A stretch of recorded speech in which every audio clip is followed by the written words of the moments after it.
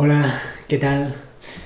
Bueno, en este vídeo voy a hablar del plano desde un punto de vista matemático. El concepto de plano lo tienen claro hasta yo creo que los niños de muy corta edad. Si le preguntas por un plano, probablemente te hagan alusión a la superficie de una mesa o a un campo de fútbol, a un folio. Intuitivamente esa es la idea. Si hablamos desde un punto de vista matemático, hay matices. Un plano no tiene grueso, un folio, por muy delgado que sea, tiene algo de grosor. Y además no tiene límite. Por donde quiera que te muevas, ese objeto no va a tener fin, con lo cual es solo una idea que podamos tener nosotros en nuestra cabeza. Aquí lo que vamos a hacer es presentar sistemas que nos permitan identificar puntos dentro de ese plano. ¿Vale? El sistema que vamos a ver principal es el sistema cartesiano. Nos permite asignar coordenadas a los puntos, como vamos a ver ahora mismo, pero quiero presentar algún otro. Quiero hablar de otros sistemas que nos permitan identificar puntos dentro del plano. ¿Vale? Creo que es interesante porque aunque no lo veas en secundaria, no lo veas en primaria, te abre un poco la mente y te enseña a pensar que las cosas no son de una determinada forma, sino que estos son invenciones humanas y a veces es más interesante hacerlo de una forma o hacerlo de otra. Sin más dilación voy a empezar ya un poco a hablar de lo que es el sistema cartesiano. Bueno, me voy a ayudar de una herramienta que considero fantástica y que me va a ayudar a hacer una presentación bastante limpia del concepto. Bueno, el sistema cartesiano viene definido básicamente por dos rectas que además son perpendiculares. Generalmente se suelen dibujar una de ellas en sentido horizontal y otra en sentido vertical. Estas rectas tienen nombre. Se llama a la recta horizontal eje de abscisas y a la recta vertical eje de ordenadas. El conjunto de estas dos rectas es lo que llamamos un sistema de eje de coordenadas. A veces se suele llamar a la horizontal el eje de las X y al de las Y, al vertical el eje de las Y. A mí no me gusta mucho porque ya estamos dando nombres de letras a estos ejes. Muchas veces el eje horizontal es una T o muchas veces es otra letra, con lo cual es un nombre del que intento siempre huir. Aunque abscisa sea un nombre un poco rarillo, pues es preferible porque es agnóstico con respecto a las letras que usamos generalmente en matemáticas. Bien, con este sistema nosotros vamos a poder identificar los puntos de la siguiente manera. Aquí he añadido un punto que se mueve libremente por el plano. Bueno, antes de seguir, como ven, esta herramienta me simula que el plano es infinito y yo me voy moviendo, me voy moviendo por cualquier sitio y parece que la herramienta no me ofrece ningún límite, ¿vale? Puedo reducir el tamaño y, como ven, esto va creciendo indefinidamente. Bien, vamos a ver nuestro punto. Nuestro punto tiene al lado dos valores. En este caso 4,57 y 4,42. Voy a moverme a números naturales. Ahora tenemos un 5 y un 4. Bien, el primer número es lo que llamamos la primera coordenada. La primera coordenada nos indica la distancia que tiene dicho punto con respecto al eje vertical. En este caso nos hemos distanciado en 5 unidades. En esta pequeña construcción que yo he hecho, las 5 unidades viene representada por el puntito rojo este, y de igual forma la segunda coordenada viene a decirnos la distancia que este punto tiene con respecto al eje horizontal. En este caso tenemos 4 unidades de distanciamiento. Me voy a intentar mover por esta zona y voy viendo que van cambiando los valores. Me puedo cambiar en esta zona sin ningún tipo de problema. Bueno, podemos ver otra cosa. Podemos ver que nuestros dos ejes van a partirnos nuestro plano en 4 secciones. A esas secciones las llamamos cuadrantes. Y estos cuadrantes se suelen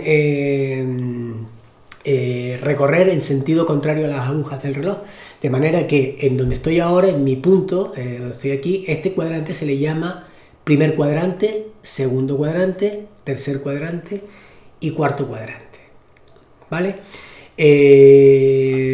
Ahora vamos a ver qué tienen en común todos los puntos que viven en el primer cuadrante. Obviamente, si yo me muevo en el primer cuadrante, mi punto va cambiando de coordenada, sin duda.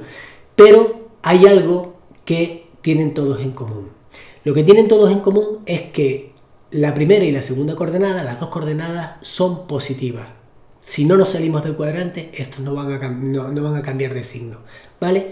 Si me voy cercando, me voy poniendo a la orilla para dar el salto al segundo cuadrante, me voy dando cuenta que nuestra primera coordenada cada vez es más pequeñita, toca el 0 y se va a la zona negativa, con lo cual dentro del segundo cuadrante estamos viendo que la primera coordenada es negativa y la segunda es positiva.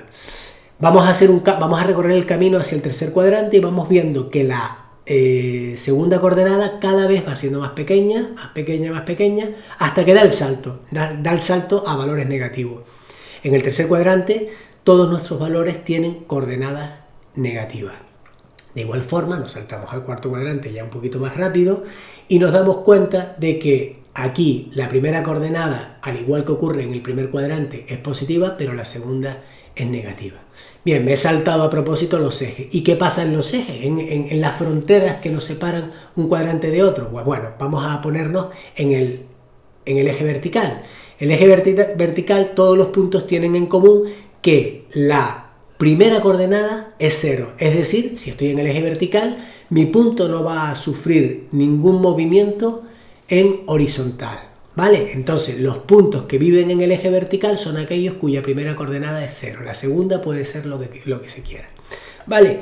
De forma análoga, ¿qué le pasa a los puntos que viven en el eje horizontal? Pues que su segunda coordenada es 0. Cuidado con esto porque muchas veces, como hablamos del eje horizontal, que es donde se identifica la primera coordenada, mucha gente dice, pues bueno, la primera coordenada es 0.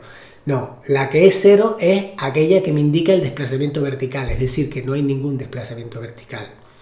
Pues para presentar el plano no necesitamos más información, ya con esto suficiente. Sería interesante que cogieses un folio, dibujases y hicieses algunos ejemplitos poniendo puntos para ver que efectivamente no tienes ninguna duda. Como comenté al principio del vídeo, no me gustaría solo presentar el plano y haciendo alusión al sistema cartesiano. Me gustaría también presentarles otro sistema, que aunque no se vea en el cole, pues yo creo que es interesante. Perdón, antes que eso voy a mostrarles una pequeña simulación de puntos que se mueven en eje, ¿vale? Por ejemplo, estos dos puntos, perdonen un segundito, vamos a dibujar las rectas. Bien, aquí he puesto un punto que está situado sobre una recta vertical. Es un punto que he puesto a modo de aspa y que me voy a mover dentro de esa recta. Al igual que ocurría con los ejes, recuerdan que hablé de que había una coordenada que permanecía inmutable, en concreto con el valor 0. Bueno, aquí no es el valor 0, pero sí hay un valor inmutable. Esta recta vertical que he trazado, la he trazado a la altura del 7. En ella viven todos los puntos que verifican que su primera coordenada es 7. ¿Vale? Si me muevo en ella, todo puede cambiar, toda la segunda coordenada puede cambiar menos la primera.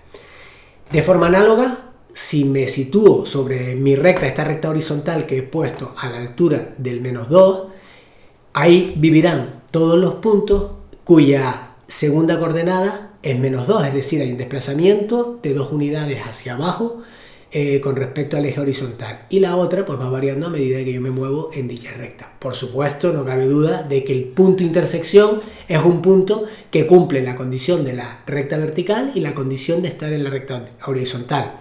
La recta vertical, la condición es primera coordenada igual a 7, vivir en la recta horizontal, la condición es tener una segunda coordenada -2, Vivir en la intersección es vivir en las dos. El único punto que cumple esas dos condiciones es el 7 menos 2. Primera coordenada 7 y segunda coordenada menos 2. Ahora sí, ahora me voy a pasar a las coordenadas polares. Bueno, son construcciones humanas. El ser humano se puede inventar cualquier estructura para identificar puntos en el plano. Y esta es otra, ya es otra real. Fijémonos aquí, qué curioso. Aquí las coordenadas de nuestro punto no van a decirnos, no van a hablar del desplazamiento horizontal y el desplazamiento vertical con respecto a nuestros ejes. La primera coordenada nos va a indicar la distancia de nuestro punto hacia hasta el origen del sistema. ¿Vale? Si yo voy a seleccionar mi punto y me voy a mover, si nos fijamos, bueno, arriba tenemos los dos valores. La primera coordenada en azul, distancia al origen, y la segunda coordenada, que todavía no la he visto, la veo ahora, ángulo con el eje horizontal, 52,4 grados. Si yo me voy moviendo en este punto y me pongo, por ejemplo, aquí, voy a tener una distancia al origen de 3 unidades. Si me pongo aquí, voy a tener una distancia al origen de 2 unidades, de 5 unidades. Y no he hablado del ángulo con el eje horizontal, pero mi punto con el origen forma una recta. Pues el ángulo de nuestra recta, de esta recta que acabo de construir, con la horizontal, ese ángulo es la segunda coordenada. En nuestro caso, este punto, en la recta en la que está, forma un ángulo de 30 grados con la horizontal.